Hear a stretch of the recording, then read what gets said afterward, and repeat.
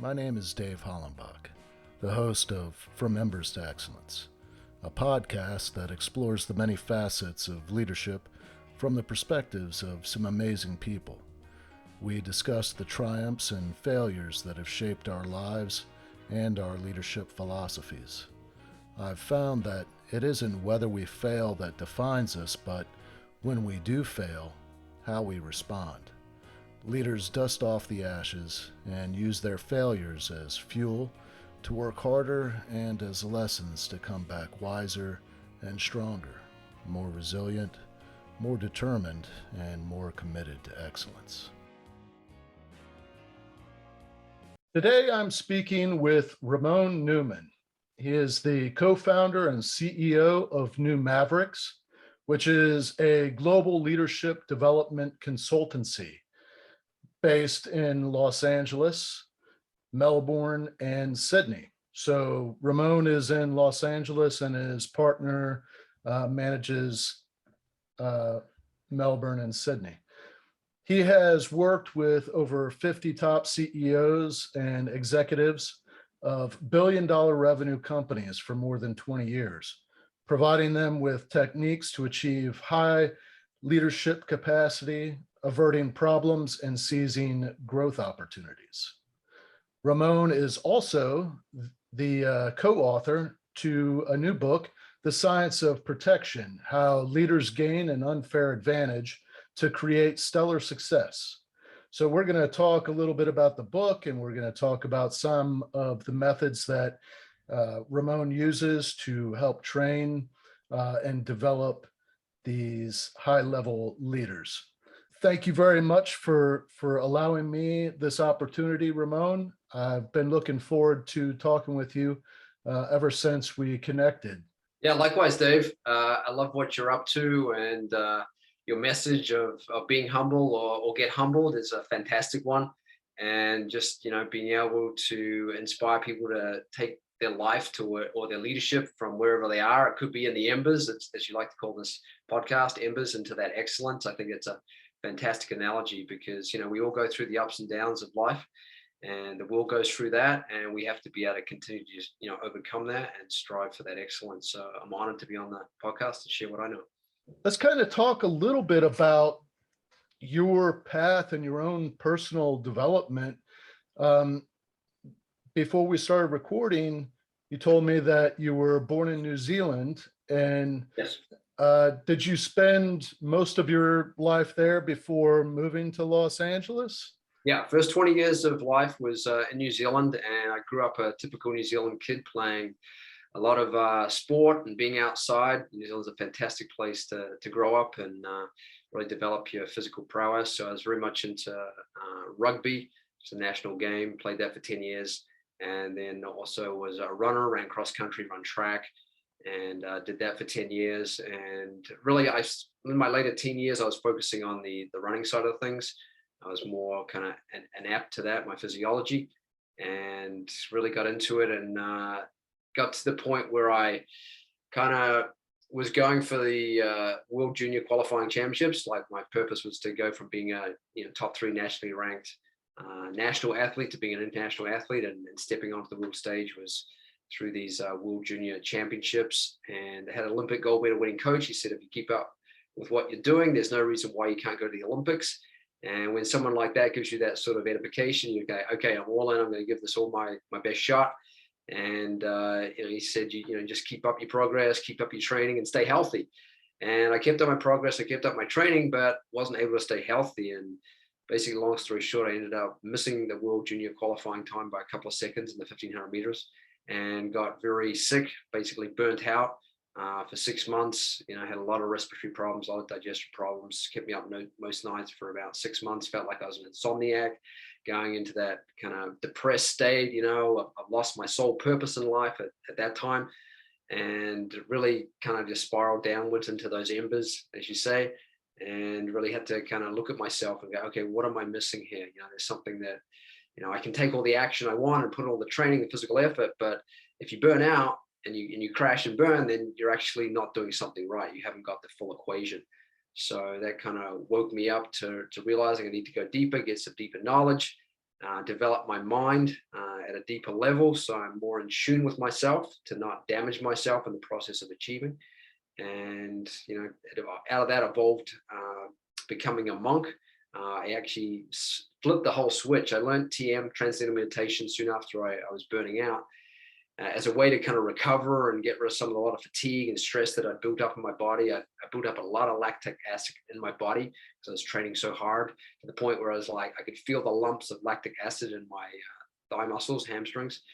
And so I had to really work out, how to recover properly. And I realized recovery and rest is just as important, if not more important, than the actual activity of things you're doing to pursue something and achieve something.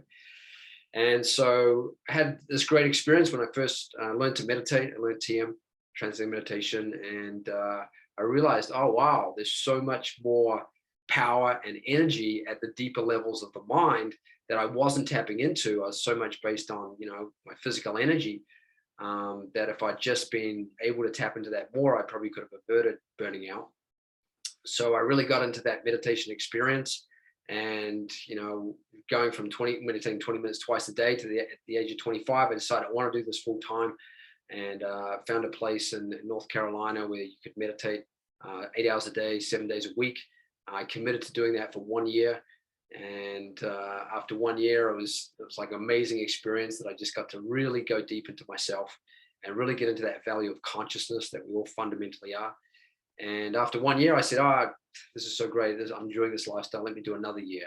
And then 2 years evolved into 3, into 4. I spent actually 10 years in that environment, that monastic environment. And out of that is actually where we started our consultancy. My business partner was also in the same mold. He was actually a bodybuilder, competitive bodybuilder. He had a nutrition company, a security company, a ticket entertainment, ticket selling business company in Australia. And he decided that, that wasn't fulfilling him, and he really wanted to have that fulfillment. And fulfillment, as we've realized now, is not something you really achieve, it's something you experience in yourself. And so he actually ended up being a full-time meditating monk for 15 years, 6 of those years up in the Himalayas. But we connected in North Carolina, and we actually supported ourselves in that lifestyle by literally being silent partners to business leaders. So we'd meditate 8 hours a day, and in the afternoons we had free time. We'd get on the phone, talk with some of the business leaders we were connected to, and literally give them, that depth of understanding about how to settle their mind, how to be more coherent within themselves, how to see the greater possibilities, how to see the deeper truth, and really how to protect themselves and their business as they keep growing it. So that's a nutshell of how I got here today, and been doing this, with business leaders for the last 13 years, 14 years full time. And we've seen some great successes, helped a company go from, or a CEO take his company from 1 billion to 7 billion in the space of 7 years. And it's been a great experience seeing, some of these CEOs, come up against their challenges, not getting support for what they want, and then being able to, create that clarity within them, that coherence within them, to be able to break through and make things happen. You covered a lot of the questions that I had. One of the things that you didn't talk about was that you're a Meisner trained actor. Yes. So that came after the monk phase. So, I got to 10 years as a full-time meditating monk, and I go, oh, wow, this feels great. I've developed a lot of myself from the inside out. I feel more self-aware. I feel like I have more self-knowledge of who I am and how I'm meant to serve in this world. And, anyone can be kind of a quote unquote enlightened in a cave, so to speak. It's when you get into the marketplace and, you have to put yourselves through the rigors of what the marketplace offers, so you realize how developed you actually are. So what came to me is like, I need the opposite contrast to this to see where I'm at in my development. So decided to go to New York City and do an acting program, did a summer program for 6 weeks. And New York City, obviously most dynamic, marketplace in the world, complete opposite to being inward in a monastic environment. And did this acting program mainly for my own self-development, to reintegrate to the world, because I was so used to being a monk and just connecting to self. And so with acting, anyone who's been around the acting world knows that great acting is simply great connecting, being able to connect with somebody else that you're working with in a scene or what have you. And so that experience kind of got me out of myself again, integrating with other people, understanding that dynamic of relating. And then after 6 weeks of that acting program, I go, wow, this is great. I want to do more of this. I'm one of those personalities that, like, once you get my teeth into something, I just want to take it to the nth degree. So I spent another couple of years in New York City, doing acting training and performing, and just really integrating back into the world. And then my business partner, he actually came out of the Himalayas about the same time, 2007. And he called me up and he said, what are you doing? And I said, well, I'm here in New York City, just kind of getting back into the world, I'm doing this acting training. And he said, well, how are you going to make money? I said, well, I hadn't thought about that. I'm just enjoying this acting experience at the moment. So he said to me, well, why don't we just continue what we started in as monks, just being silent partners to business leaders and really supporting them on that inner development. And it actually made a lot of sense at the time, because as you might remember, 2007, 2008 was when the GFC was kicking in, the global financial crisis. Things were starting to melt down. You could feel the stress in the city, people with a lot of uncertainty going on. And I realized, hang on, these are very smart, intelligent business leaders. How come they have caused a financial calamity for themselves, their businesses, and the world? And I go, oh, they had the same problem that I did as a competitive athlete. They're so focused on the outer development and accomplishing on the outside and just doing whatever it took to make things happen, not realizing that they may be making decisions from a place that's probably not the best place. That greed reflex, that vices may be kicking into their life and make decisions that are not going to serve them long term. So I kind of realized, well, that's where I can really help. I've been through this inner development program, being a full-time meditating monk, and that's what they need. Leaders need to be more coherent. They need to be able to make the right decisions and have the right thoughts at the right time. And so my business partner just basically, started to get connected to CEOs in the US, in Australia, in New Zealand, and just really helping them on that inner development level so that they have a greater sense of stability within themselves to really be in tune with what's evolutionary, not just what makes them achieve something, but then causes a crash and burn afterwards.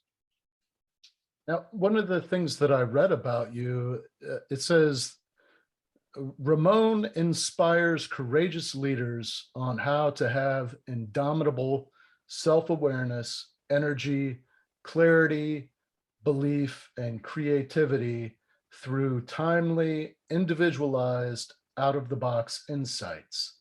Mm-hmm.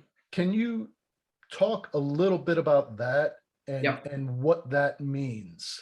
Sure, absolutely. So it's not just insights that we can give them, it's insights that they get for themselves. And that's ultimately the power that everybody wants. They want that right insight at the right time.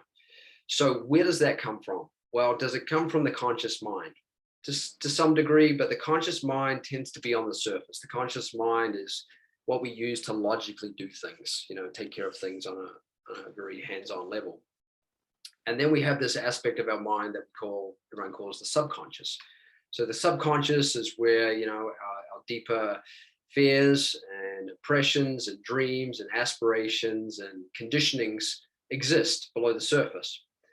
And so that subconscious is actually more powerful than the subconscious mind. So whatever we're thinking on a subconscious level is actually having a big effect on our own physiology and our own biochemistry, but it's also having an effect on the environment, because we all pick up on where people are at. When we walk into a room, we go, oh, that person's pretty happy. That person, he seems a little bit anxious, and that's just what you can pick up what's going on subconsciously based on the body language that's getting projected from an individual. So, but those conscious and subconscious mind, they're still not really the deepest source of where great insights come from. And so we take the analogy of an iceberg. We can say that 1/4 of that iceberg is above the water. That's the conscious mind. And then 3/4 of that iceberg that supports the conscious value of the iceberg to be above the water is under the water, right? And then what supports the iceberg under the water? Well, it's the ocean, right? And so what do we call that ocean? Well, we call that ocean consciousness. So our mind, our body, our intellect, our ego, they're ultimately all limited, but they have a source that is unlimited, and that unlimited source is consciousness. So as you're able to allow the mind to settle down to quieter, more settled levels of thinking, then it starts to feel or experience and wake up to that field of consciousness. Now, what is consciousness? Well, consciousness is that which is awake to itself, right? So you and I, we eat food, we do certain things, but we don't fully know what intelligence take care of that digested food. We just put it in our mouth, and then we let this intelligence in our body take over of processing that and organizing that. Now, to the degree to which we can do that is dependent on how well our body is connected to that subtle field of intelligence, right? That consciousness. We don't perceive anything without having some sort of awareness, some sort of consciousness, right? We have a sleep consciousness when we're asleep, which is actually the experience of no experience. Then we have a dreaming consciousness where we have these illusory images that show up in our field as we're sleeping. And then we have a waking state. So we're awake to what's going on through our senses. But then there's other states of consciousness. There's higher states of consciousness where we're able to more be established in that value of being witnessing, of being awake to what's going on inside of ourselves, what's going on externally, and then how to connect those two together. And this is what happens when a brain is functioning to its full potential. So when one is developing their full potential, what happens is that there's more of this, what they call global alpha coherence in the brain functioning. So research is showing that world-class athletes, business leaders, and musicians, when they're performing at their best, they're making their best decisions, they have a unique style of brain functioning. And it's this alpha coherence in the brain. And what this means in layman's terms is that the brain is very alert and very coherent. It's able to see the bigger picture. It's able to see the finer details to fulfill that bigger picture. And it's in tune with what has to happen in the moment, right?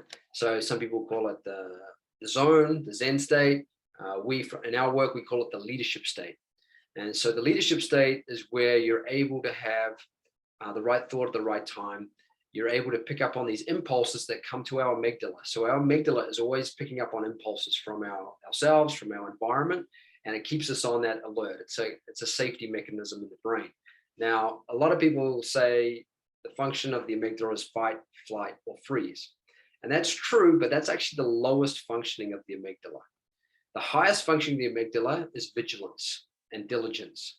So that happens when this amygdala is in coherence with this prefrontal cortex. So the prefrontal cortex is what distinguishes us from other animals, is that this front 30%, 40% of the brain, which gives us the ability to look at things strategically and from an evolutionary standpoint. So CEOs have a very strong, a lot of connectivity in their prefrontal cortex. So they're able to make, broad-reaching decisions that, ultimately good for everybody. But if they're stressed, they're tired, they're fatigued, they're angry, they're anxious, this prefrontal cortex closes down and they start to make impulsive decisions.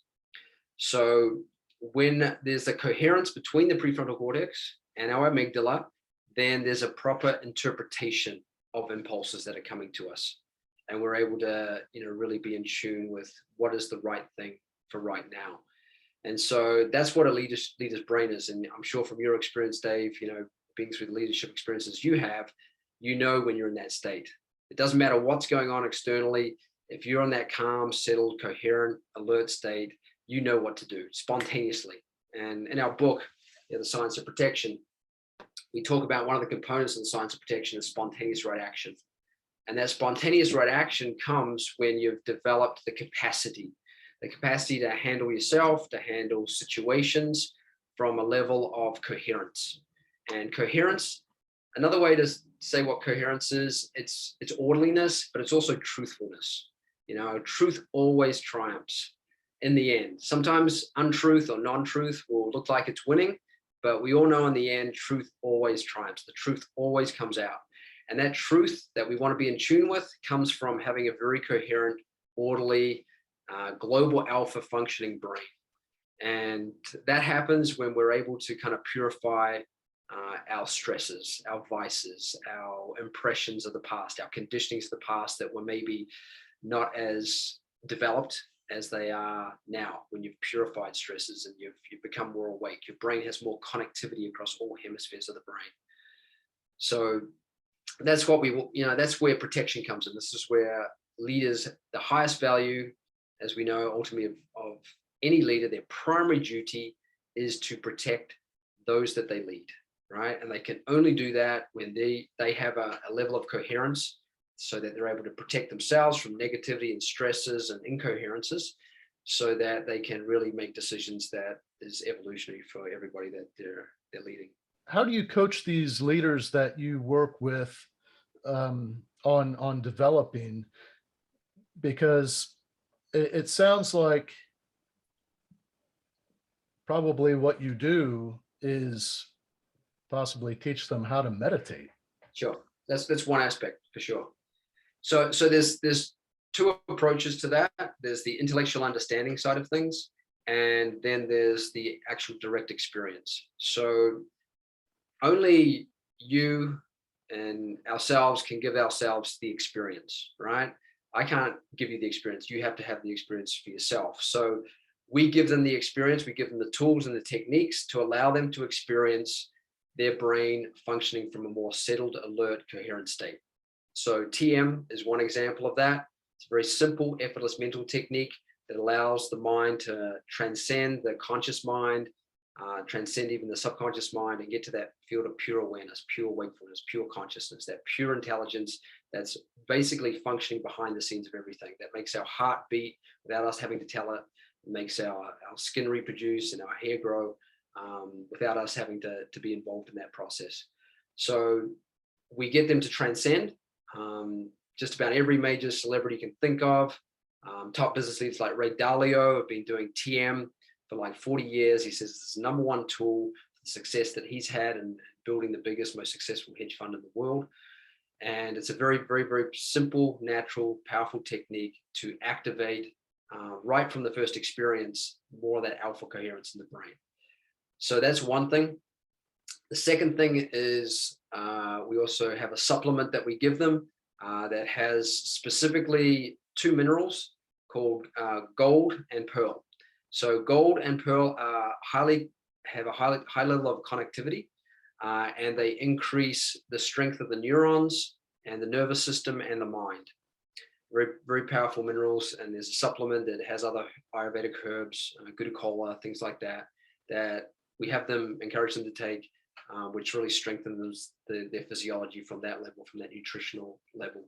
And then we have another technology that's more of a sound technology that I won't go into, but it's a technology that kind of enlivens more of that right frequency, having that right energy, and that their environment is really picking up and supporting what their intentions are. Because every great leader has a vision. Doesn't mean that vision gets supported by their environment. And the reason why it doesn't get supported by their environment is either because it's not finely attuned, or it's not quite the right vision, so people don't get it, or they're actually not owning that vision fully and clearly enough in themselves. So an example of this is our top client for 10 years. He's now retired. First year that we worked with him, he was inducted into the New Zealand Business Hall of Fame. Had the best year of his life. The company grew over $1 billion in revenue, and it was great. And then he said to us, he said, guys, I want to have a break. And we said, oh, that's interesting. What do you want to have a break? You just had the best year of your life in your career. He said, well, I would just want to see whether it's just me that's creating this new success and this new way of achieving, or is it us working together? We said, fine, that's very practical. You're a very practical leader. Let's have a break. So we left him with one question. We said, you have to work out why you won this award. And this kind of comes back to your being humble or get humbled. So we had a break for about 5 months. My business partner, Paulo D'Angelo, calls him back and says, Mark, how's it going? And he goes, it's not going great, and I don't know why. The deals aren't working. Nothing's really clicking for me, and I'm really frustrated. And so Paul asked him, well, have you answered that question that we left you with? And he said, no, I haven't even really thought about it. So we went deep on discussing this, and he couldn't work it out still. And he asked us like, why 5 times? And finally we said, okay, we'll tell you. when you win an award like this, it's no longer just about you and your achievement. It's about you having a higher purpose, developing yourself to another level, and helping other people do the same. And he kind of breathed a sigh of relief and said, that makes a lot of sense. Can we keep working together? So we kept working together.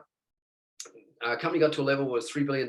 He had a vision that the company could, really stabilize itself in the territory that they're operating in Southeast Asia, and by creating a reverse merger acquisition. So his better performing smaller company acquiring a bigger, less performing company. And so he went to his major shareholders and said, hey, this is what we have to do. I just see this as the next thing that we have to do. And so the major shareholders heard it and then said, no, we don't want to do this. It's going to ruin the stock price. It's going to ruin the performance of the company. It's going to ruin the culture of the company. And no, we don't want to do it.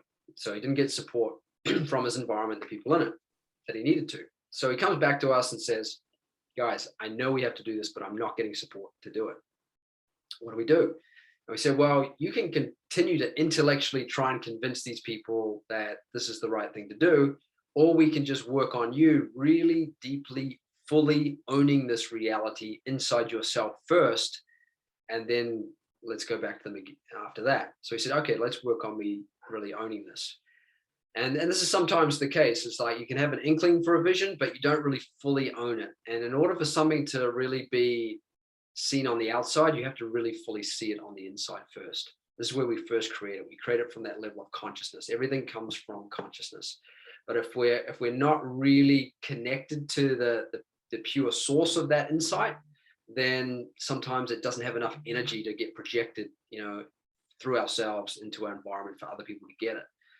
So we did that for 3-4 weeks, really went deep with them on it, and then said, okay, go and ask them now. And he did, gave the talk to him. It was coming from a deeper, more emotive place in himself about why this was so important to do. Every one of these major shareholders then went, oh, we get it. But they were saying weren't getting his idea, they were getting him. They get that he owned this reality and that he was going to create that, and they could believe in him because he believed so much in it. And so he went, he overcome that obstacle. Next obstacle was making the deal work. Long hours, tight time frames, multiple no-go hurdles, many possibilities for stress. And he said, despite all that, he felt like he was very calm and relaxed. He felt like he was the eye of the storm. And that's ultimately how every great leader should be functioning. They're dealing with all these challenges, but they should still always be the eye of the storm. And the only way to be the eye of the storm is to allow your mind to be in that settled, coherent state and that leadership state. And so the deal fell into place, and the company has evolved since. Then it's gone on to being like a $10 billion company. Its stock price in the time that we've worked with them over the last, 12 years now, has gone from like $5 to over $35, heading towards 40. And it's been a great ride of success. And it's because these leaders have embraced their own development. And the more they're able to develop their awareness, the more they're able to see things, the more they're able to allow other people to see things through what their vision is, and then greater things unfold. You talking about this really gave me chills. The analogy of being the eye of the storm is a really powerful analogy, because that's essentially when it is chaos and destruction around you, being that point of relief and refuge is. Yes, absolutely. And this is really powerful, because that turbulence and that chaos that can go on in business and in life in general, it's always going to be there. It's a part of life. But the thing to know about it is that incoherence and chaos, even though it projects itself to be strong, inherently it's weak. And so when someone comes along who's very grounded and coherent in themselves, then that negativity, even though it's always there, it won't touch them. It won't be affected by it. The coherence is so strong that it just keeps coherence at bay. And coherent or incoherence and chaos and negativity serves its purpose in life when we're off track, when we're not being coherent. And then negativity comes in and kind of gives us a little, slap or something like that, not to punish us, but to teach us to come back to being coherent. and then we can move forward in a protected way. In your book, well, I've got a couple of things written down here, and I believe it's right out of your book, but I can't be for sure because I haven't read your book yet. I'll be sending you a free copy, Dave. No problem about it. Oh, fantastic. Well, how to avert problems and predict opportunities based on your leadership behavior. Okay, so the goal is ultimately for every leader is to avert the danger, the threat, the problem before it arises, right? Because we all know it takes more energy, more time to fix a problem or a mistake than it does to be awake to averting it as much as possible. So that's again a function of this brain functioning, where the impulses come to you. They when you're settled and alert and coherent, and you're not fatigued and tired and stressed, then naturally your mind, your consciousness is going to inform you about something. And a lot of people will say that I have good intuition, but it's no good having good intuition if you don't act on it. Sometimes we'll see things, we'll know things, but somehow we'll just no, it's maybe, and this could be for something negative or an opportunity. We could say, I see this opportunity to do this, and I see it, but you don't fully own it or act on it or trust it or believe in it, and this is where this development comes in. The great leaders, they'll see something and they won't have any kind of external evidence to justify why they should go that way, but they'll just follow it because they know it's the right thing to do at that time. I mean, Jeff Bezos, I don't know if you know the story about Amazon Prime, but basically that idea came up, and initially the response, because they have a whole process there at Amazon about vetting ideas, was not to do it. It's not going to make sense. It's not going to work out to be economically viable and stuff like that. But Bezos just trusted. He said, no, I think we have to do this. I think we have to structure our business this way. And we all know, Amazon Prime's an amazing service now. So sometimes, the external evidence isn't there and you're trying to justify it through your intellect and logic, but it's really about knowing it from the inside first, and then, seeing how it can work on the outside. But trying to assess everything externally and then, trying to match what you think from there, it can be a more difficult process, because ultimately what's creating the market? People are creating the market. What's creating people? What's their creativity? It's their clarity. It's their intelligence, So, we're all in the business of either helping each other fulfill our needs, wants, or desires, or dissolve our frustrations, our pains, and our fears, right? And so the more that we're able to develop our consciousness and our intelligence, then the more we're awake to do that in a very efficient way. We can connect the dots a lot easier. And the research has shown that high-level managers actually have more connectivity in their brain. Like different parts of their brain are working together and communicating together a lot more than, say, a lower-level manager that doesn't have that full connectivity. So there's a very good reason why certain leaders are in the positions they are, because somehow they have that organizing power that they've developed through their own personal experience in life or whatever things they're doing to develop their mind and their awareness, that allows them to be in that position to handle that responsibility and be able to see things that other people can't. Let's talk about the title of your books, the Science of Protection. Yes. I feel like maybe there's somewhat of a connection to the amygdala and the prefrontal cortex. Yes. And that title. Yes. Can we dig in a little bit to that? Absolutely. So just so you know how the Science of Protection actually came about, my business partner Paulo was on his stationary bike and he was listening to Tony Robbins talk about the science of achievement, which I'm sure you're familiar with, which is basically, focus plus massive action plus grace. And that's, and fundamentally that's how achievement happens. That's the science of achievement. The only problem with that is people can achieve and then they can suffer in the process, or they can cause suffering for others in the process, or they can achieve and then they can lose that achievement. So Paulo realized, well, there needs to be a deeper foundation to the science of achievement. And this is where we thought, well, this is this inner development. Science of achievement is really much an outer development process. Science of protection is very much an inner development process. So we're positioning the science of protection as the foundation to the science of achievement. Because negativity, even though it's inherently weak, it's extremely powerful. So we know that, you know, buildings can be dropped in one day, right? But it takes years to build them, right? So it takes a lot of time to build up, you know, good, positive, you know, sustainable progress and things like that. But if you allow negativity to either build up in yourself or in your environment, so it affects you, then that can be crushed in literally a day or two. You know, we've seen that with the global financial crisis. We've seen that with 9/11. You know, negativity can be extremely powerful, even though it's extremely weak at the same time. So we have to be able to protect ourselves, and we really protect ourselves through our behavior. You know, how we're behaving with ourselves, with others. You know, that ensures that we're always generating that positive threshold of energy that allows our desires to get fulfilled, right? How do desires get fulfilled? We don't really know, but we know that if we're in a good energy state, we're putting out good energy, like you are, Dave, through your podcast. You know, somehow nature just rewards you and supports you and gives you that protection because you are nourishing life, you're giving value to life, and you're protecting life from that level of awareness and knowledge, you know.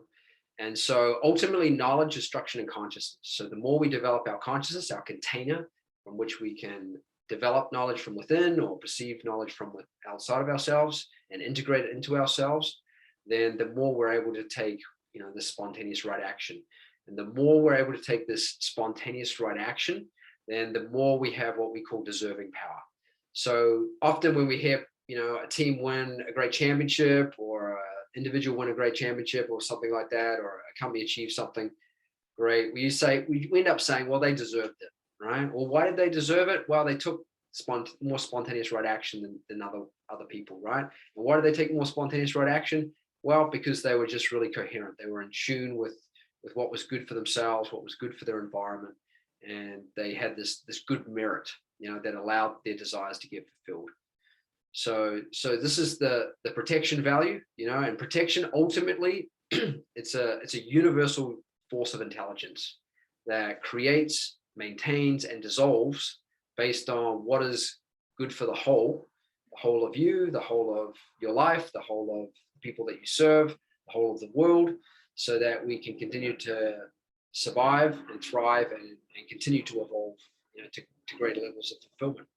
And this is the one thing that what differs the science of protection from the science of achievement is that the science of achievement is based on achievement, and that, you know, the theory is through achievement that you gain fulfillment, and that's true from an outer point of view.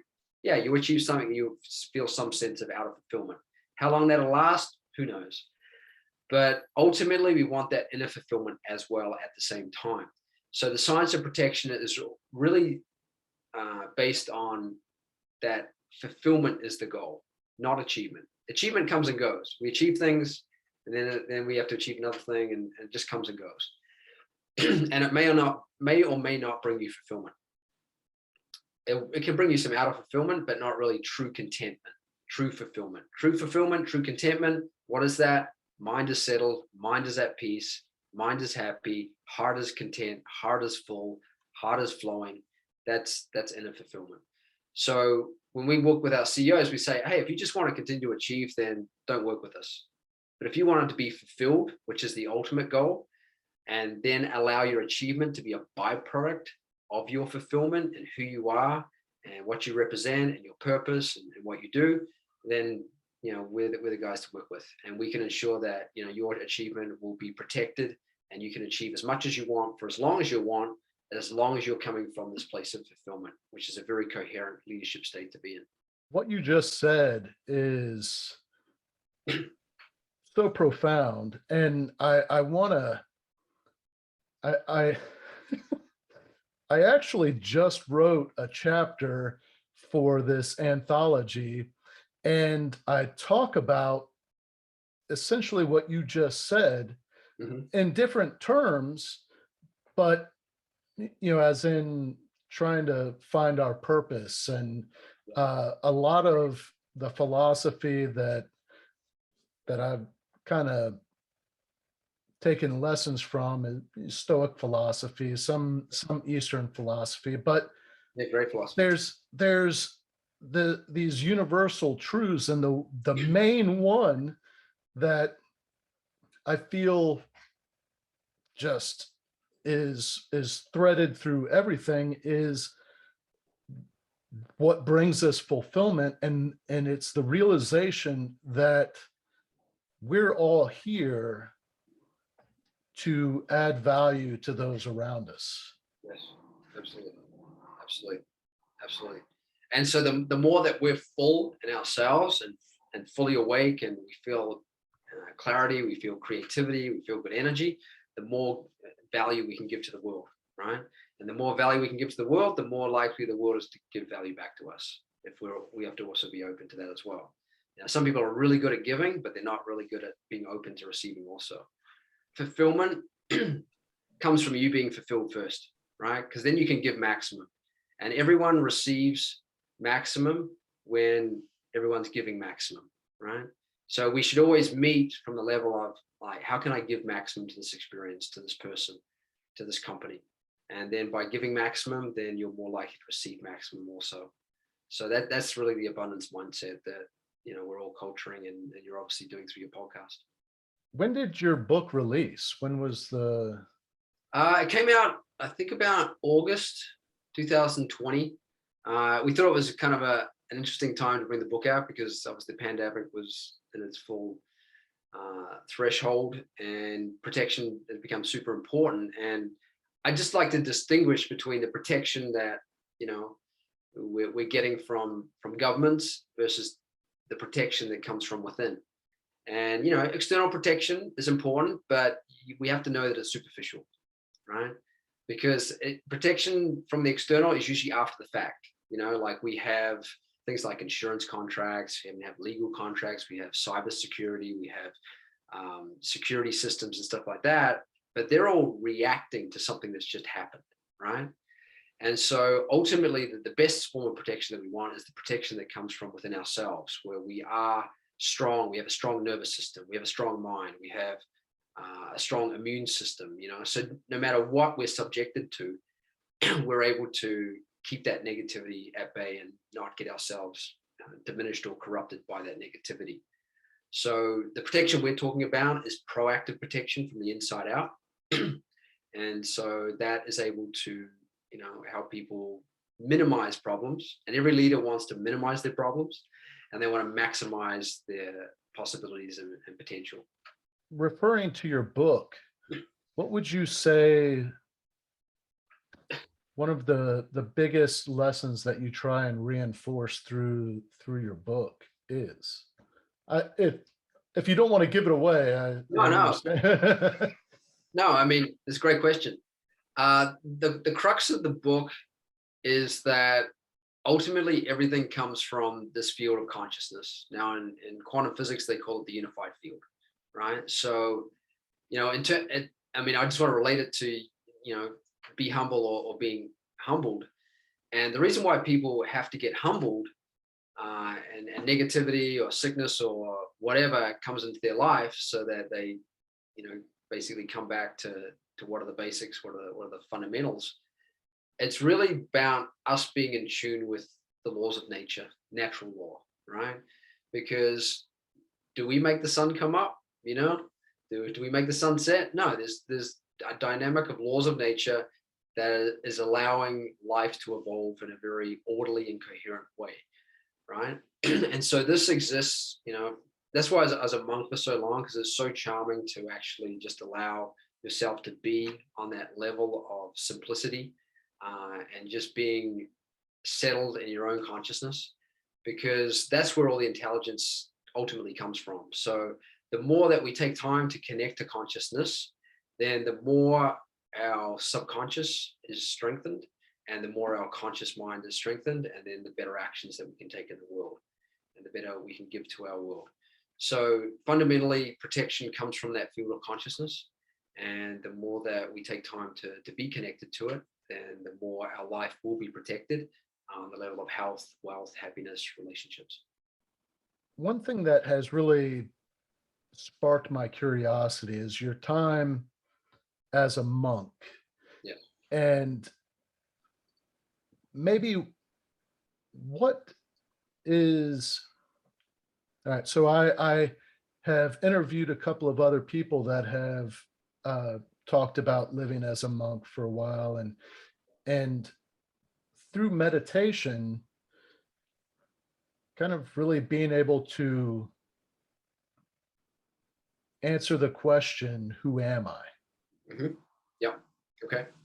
Yep. And so with that being the question that so many people struggle to answer, Mm-hmm. in your time as a monk, have you come up with who you are? Yeah, there's definitely two sides to that. The first side of it is realizing you're not the body. You're not even your mind. You're not your thoughts, your feelings, because they all change. They all come and go, right? And so once you go beyond that, the surface level of yourself, you start to realize what you really are. And so fundamentally, when you experience the depth of who you are, you realize that you're just innately bliss consciousness. There's a bliss, there's an innate bliss there that's always there, that's always has been there, always will be there. And fundamentally, that's what we are. So fundamentally, we're here just to experience that bliss and expand on that bliss, right? And live in a very healthy, blissful reality, right? Now, negativity is there to kind of keep us on track and make sure that we're realizing that that is our essential nature, right? That is our true nature. Our nature is not to come here and suffer, right? Our nature is to come here and be established and experiencing our essential nature, which is bliss. So that's on a very, we can call it a macro level, right? That's fundamentally who we are. Now, our individuality, that everyone is comprised of different intelligences. We're all uniquely created with unique intelligences and unique expressions. And so the more that we become connected to that primary value of ourselves, which is our bliss consciousness, then the more we just amplify this individuality of who we are, right? And what sort of talents that we have and how we express ourselves. So there's being connected to your existence, which is that pure joy of just being a human being. And then there's the expression of that existence, which comes out in different individual ways, whether we're a leader of a company, whether we're a musician, whether we're an athlete. You know, we have these different laws of nature that we're structured in a unique way because we play a role in evolving the creation through ourselves, right? And through serving the world. You bring a unique contribution and intelligence to the world, which I don't, and vice versa, and everyone else, you know, if they're really being their essential nature, their awake, fulfilled, blissful nature, then they're also bringing their full intelligence to the world as well. So I think it's a twofold process of realizing your cosmic nature, your unbounded nature, and then realizing who you are on the boundaries. Like for myself, I know that, you know, and you can kind of get signposts along the way. Like I remember my father telling me I'm the eldest of a family of four. I have a twin sister and a younger brother, younger sister. And I was always the one in the family that, you know, when I saw trouble, I would like put myself in front of my siblings in order to protect them, right? And so I've always had that value of wanting to protect, you know, and making sure that, you know, negativity doesn't bring harm to others and myself. So, and I've since subsequently learned out that my name, Raamon, actually means wise protector. And so you kind of get signals along the way about what your individuality is about. And sometimes it's like you think you're like, I'm going to be like this, but then you realize, oh no, but my laws of nature are actually like this, and this is how I'm meant to serve. like I had a lot of, strong ego growing up, like most teenagers, and wanted to be an investment banker, wanted to really, create a lot of wealth for myself and my family. And, through a series of events, and burning out as an athlete, I realized that wasn't so important. But ironically, I'm now serving public listed CEOs who deal a lot with investment bankers and the market and stuff like that. And I'm playing my role that way in that market and that creation. So I think, life unfolds. I never expected to be doing the type of work that I am doing today. First of all, I want to be a professional athlete. I want to be an international athlete. That reality folded for me for whatever reason, but it led me to another reality of how I was more designed to serve in this world. And I'm still very athletic and I enjoy athletics, but I'm not getting paid for it. But I am getting paid to serve leaders and giving them this value of knowledge and consciousness and protection. I'd like to digress for just a minute. When you lost that, well, when you had the opportunity to be an Olympic athlete and it was clear to you that being an international athlete was not going to happen for you. Yeah.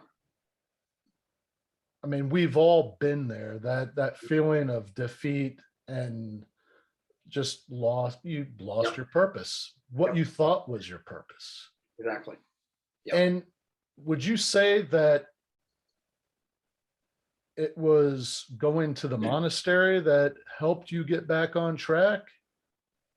Yeah, definitely. I think I was kind of, in some ways, we can say destined to have that experience either way. I mean, there's a science and a knowledge where you can actually see the time cycles in your life where certain activities are going to be supported and then there's going to be changes. So I know, based on this knowledge and understanding that we have, that there's the cycle of my life up until the age of 20 where I was very supported to be athletic, that I had a lot of vehement energy, and once I hit 20, those kind of, let's say that energy, those laws of natures dissolved and it evolved into another cycle of my life.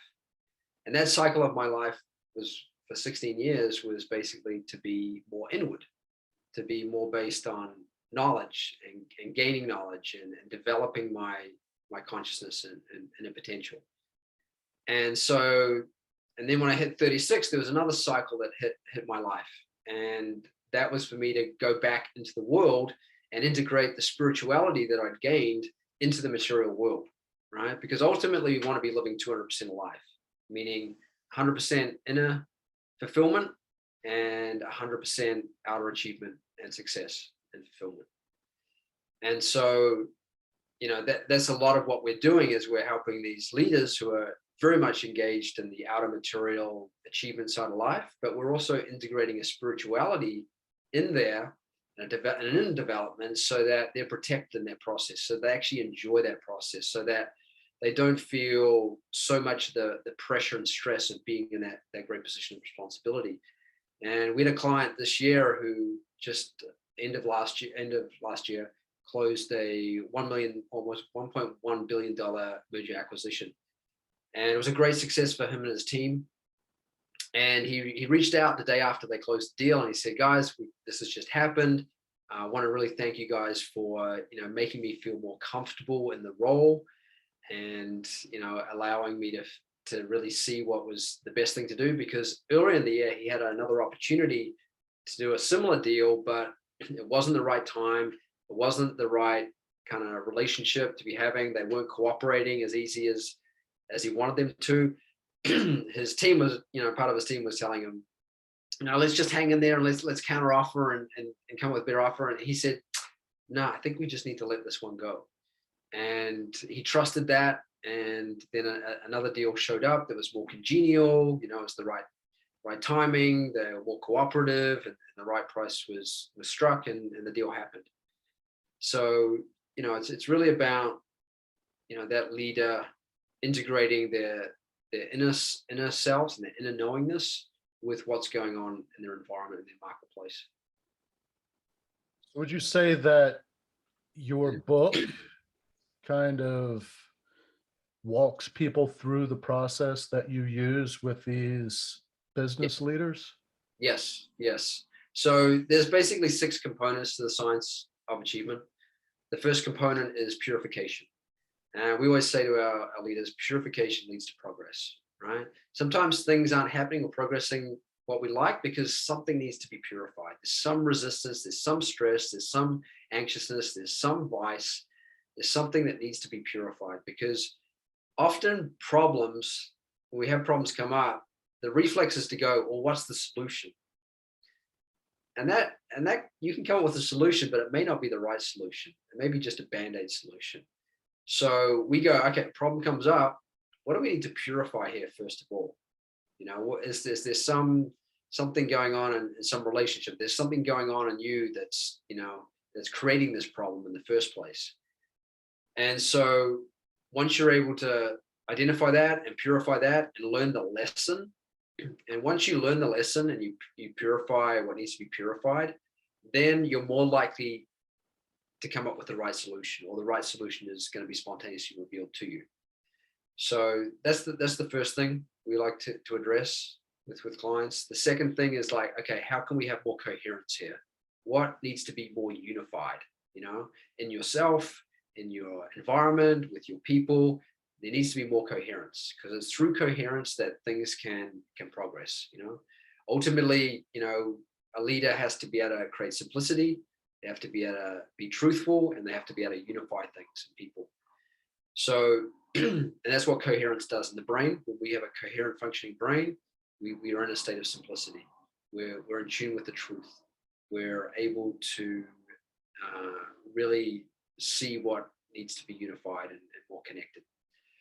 And then the next stage is being in that leadership state. So the leadership state means you're awake and alert to what the truth is, what the threats are that need to be minimized or neutralized, and what are the opportunities that are arising in front of you.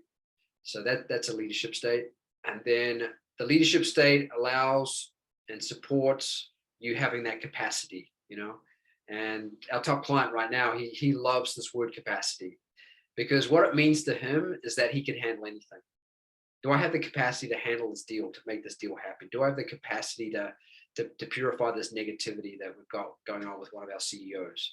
You know, and because the last thing a leader wants is to feel uncomfortable and nervous and unsure and fearful in their role, right? But when they have a big container, and what I mean by that is, I think the best way to describe that is through an analogy. So if I take a teaspoon of salt and I pour it into a glass of water, are you going to taste that salt? Yes. Most likely, right? Yeah. So if I take another teaspoon of salt and I go and I throw it into a huge lake, are you likely to taste that salt? No. Okay. So the more your capacity is developed, the less affected you are by things, right? And you and I know that we're really in control of our life when we're not so affected by people or circumstances that we're dealing with, right? And so when we're in that, it's not that we don't care, we're not empathetic, but we're just not affected. We're just not overshadowed by what's going on, right? That means that's a great sign we have great capacity to deal with the situation, right? But when you feel overwhelmed, you feel pinched, you feel fearful, you feel anxious, that's a sign that your capacity is not right there to deal with the situation right now. So it's probably better to wait, you know, go back, develop some more capacity, expand your consciousness, and then come back to the problem that you're dealing with, or the opportunity. And so out of this capacity, you know, you have more ability to have spontaneous right action. You just know what to do. It's just spontaneous thought, action in the moment.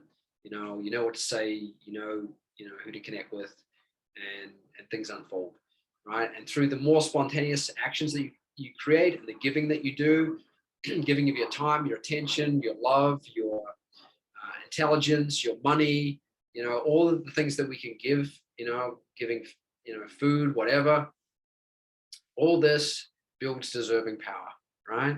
Because we don't always get what we we want, right? But we certainly get what we deserve, right?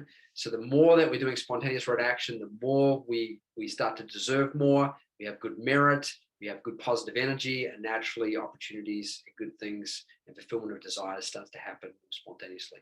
So one example of this with our clients is that, especially with our top client, it's like we give them as much as we can, right? We try and over deliver, right, without overbearing them. And in the last 2 years, without us even asking, they've given us a bonus, right? Didn't even have to ask for the bonus. It's like they felt so like that we've given so much to them that they felt, well, I got to give them a little bit back, a little bit more back, right?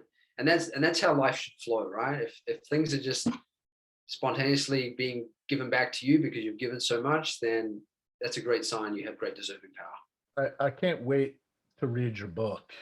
And so on that note, for those out there listening that are absolutely 100% like me wanting to read your book, what's the best way for them to get a copy of your book?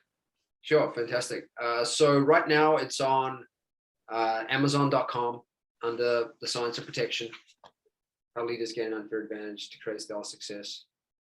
And yeah, so you can grab a copy there either on the Kindle format or on the paperback. I'm in the process of reading it into an audiobook, so hopefully that'll be available next couple of months. Put that up there. I know a lot of people like to listen to books right now. So there, and then you can also go to newmavericks.com, and you can actually take what we call the PQ test, your protection quotient.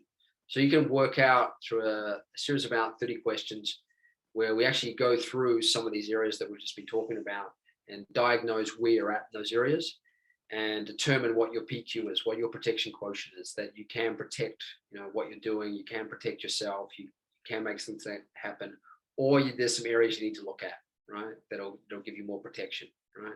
Because there's no point in achieving something great and then something undermining that, right? We want protected progress and achievement, not just achievement that comes and goes. And you said that's mavericks.com? New Mavericks, yep. Newmavericks.com. All right. I will have a link to your book and the link to your website in the show notes. Is there anything that we didn't cover that, or maybe we did cover, but you want to re-emphasize for the listeners? Something important you'd like to share? I think the overall note is just being,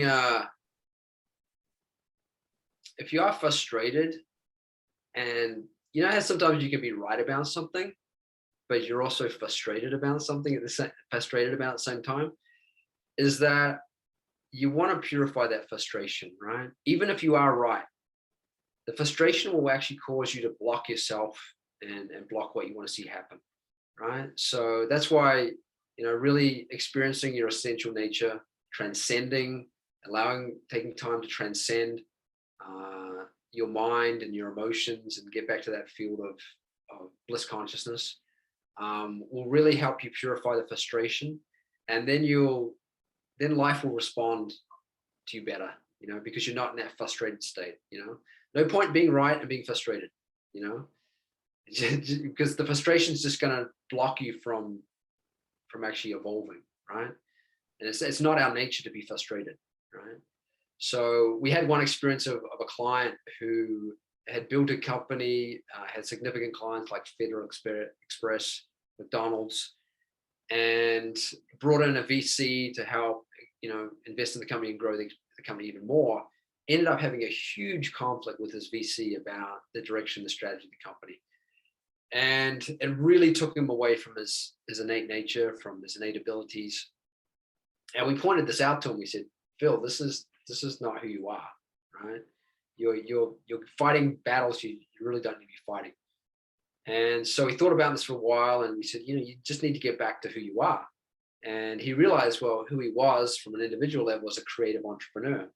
And he actually realized by letting go of the frustrating, letting go of the conflict, and getting back to who he was, he realized, oh, I can actually do this business, the same business in a better way. So he ended up leaving the business that he founded, and like the whole Steve Jobs story, started another company. He got his money out of the company that he founded, started this new company. Within a few years, he was outperforming his old company and doing things in a better way. And this is because he let go of the frustration, he let go of the fight, he got back to who he was, started creating as the creative entrepreneur that he is, and his success has just gone to another level. Now, in your book, do you talk about how to purify yourself? Yeah, there's some on an intellectual level, yes, there's some intellectual understanding, because you have to purify the intellect also, and the understanding value of things, right? And then the purification, that they're letting go of stresses and vices and things like that, that comes from you doing the meditation, right? Now, there's 3 different types of meditation out there. There's the focused attention meditation, where you focus on something either inside yourself, something outside of yourself. And this is very useful for strengthening your ability to focus and concentrate.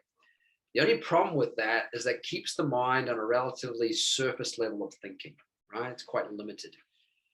So it has its value, but it has its limitation also. The next type of meditation you'll see out there is open monitoring or self-monitoring meditation. So in these types of meditation, you're monitoring your heart rate, breath rate, maybe your thoughts and feelings, maybe something going on in your body, maybe someone's guided words, maybe music, sound, something like that. Now, the value of this is it helps the ability to process and contemplate. And it's useful, that is very useful, but it still doesn't allow the mind to really fully settle down and become in its most coherent state, because the mind's still active and doing something or metabolizing something. And in that state, it activates what they call the beta frequency in the brain. So the gamma frequency in the brain, the beta frequency, they're very alert, excited frequencies in our brain. Now, they're very necessary to function in the world, but they sometimes, when they're too activated, that's when we feel agitated or we feel stressed and stuff like that. So gammas is when we focus, very alert frequency. Beta is also a very alert frequency where we're processing what we're focusing on. And then there's the last type of meditation is called, or category of meditation, is called automatic self-transcending techniques. Now, these are techniques that go beyond the technique itself. And that's actually the definition of a good technique. A technique is just a vehicle to get you to an experience, right? It's not the part, it's not the goal, it's the part, it's the vehicle. So these techniques allow the mind to more fully settle down beyond the conscious mind, beyond the subconscious mind, to get to that settled state, pure awareness, pure consciousness. And from there, you're in tune with the right thought at the right time at the source, at that source of thinking, right? And a thought at the source is much more powerful than when it's on the surface. So these techniques allow the mind to transcend and settle down, and it activates more of this global alpha coherence in the brain. And there's 2 techniques that have been shown to do this in a very scientific, validated way. One is one of the Qigong techniques, and the other one is TM, Transcendental Meditation. So TM, the difference between the Qigong and the TM technique is that they've found that there's a lot of global alpha, and people have been practicing this Qigong technique for a number of years. But right from the first time one does the TM technique, because it's so simple, natural, and effortless, there's an activation of the alpha coherence. And that's because the technique is structured in such a way it uses the nature of the mind to want to go to the field of greatest charm, right? Our mind is always looking for the next charming thing, right? Either outside of ourselves, but outside of ourselves, it's always going to change. It comes and goes. The senses are just the field of the coexistence of opposites, pleasure and pain, gain and loss, victory and defeat. It's just a pair of opposites. It's always changing through the senses. So we can't really find that complete charm out there. We can get tastes of it, but it doesn't last. The real greatest charm comes from the mind going to the field, the source of charm, right? Which is that field of bliss, which is inside of us. It's always going to be there. So the more that you have this experience of that, and the first time I actually transcended, it was so profound that I literally walked out of that first meditation experience feeling like I was walking on the clouds. Now, I wasn't walking on the clouds, but the contrast of it between where I thought relaxation was, I thought I was a pretty relaxed, chill sort of person, to really experience that next level of relaxed settledness. It was just so profound, and my physiology felt so much lighter having that experience. So, allowing yourself that experience, ideally, with a TM technique, it's 20 minutes twice a day to get maximum benefit. But obviously, sometimes you can't, but if you can get it at least once a day, then you're going to find that your brain starts to have a different experience, because every experience that we give ourselves, either externally or internally, it changes the structure of our brain. When we go to sleep at night, the brain starts to metabolize all that experience, starts to rewire the neurons. So if you're giving your brain a very holistic, settled, coherent experience, then it starts to stabilize in that state. So you don't actually have to meditate for the rest of your life, because eventually, once that final stress is gone, then your brain is established. Even with your eyes open, your brain has stabilized that functioning. And that's what we call, living in an enlightened state. You're stabilized in that state. You're established in that reality, and you can't go back, right? So I still meditate because I don't feel I'm fully enlightened yet. I still keep going, just to make sure. I had a great experience doing 10 years. You don't have to do 10 years of full-time meditating to get there. You can get to it right away. But it's just a matter of stabilizing it by continually giving your brain that experience of being in a settled, coherent, alert, and awake state. You talk about methods of transcendental meditation in your book? Yeah, there's some descriptions and some neuroscience around that for sure. But you can go to tm.org and you'll see a lot of information and research, and Jerry Seinfeld talking about it, and Oprah and Ellen, they've all learned TM, and their teams have learned TM because of the validation of the technique and the 600 scientific studies. And the fact, they all say this is the most easiest, effortless meditation that I've experienced, and it gives them a greater depth and breadth of benefits and experiences. Raamon, I can't thank you enough for coming on. I gained so much from this. You blew my mind several times. So thank you for the opportunity, and I love what you're doing in the leadership space. And I think you're a powerful force of good in making leadership to its highest value, because I think what we've been through in this pandemic shows that we need more strong leaders in this world. And I think America, even though I'm originally from New Zealand, I basically see America as the most creative country in the world. And just as a guesstimate, I think 70% of the world is looking to America for leadership. And if we can get it right, then I think the world's in good hands. But if we don't, if we're not displaying the leadership that we need to, then the rest of the world can also suffer as well. But ultimately, we want everyone to develop that leadership state and that mindset of being a leader in their life, and develop themselves so that they are great leaders, and whether it's of a household or a team or organization, or just of themselves, we want everyone to feel like they're a great leader in life. So I think you're contributing to that in a great way. Thank you very much. Well, I don't know. I'm so blown away right now. Here, let me. Yes, again, thank you very much, Raamon. Yeah, no, it's been fun. I mean, I love how you really want to go deep. I think there's a lot of, one of the great qualities I just picked up about you is like your spirit of inquiry is just phenomenal. I don't think there's many people that have that depth of spirit of inquiry, and obviously, it's a great thing to have. And you're bringing out, even from me, you're bringing out stuff that, has been in me, and it's a great thing to experience this interaction with you.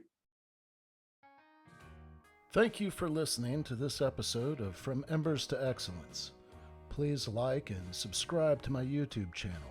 Follow me on your favorite podcast platform, and visit hollenbachleadership.com for additional content.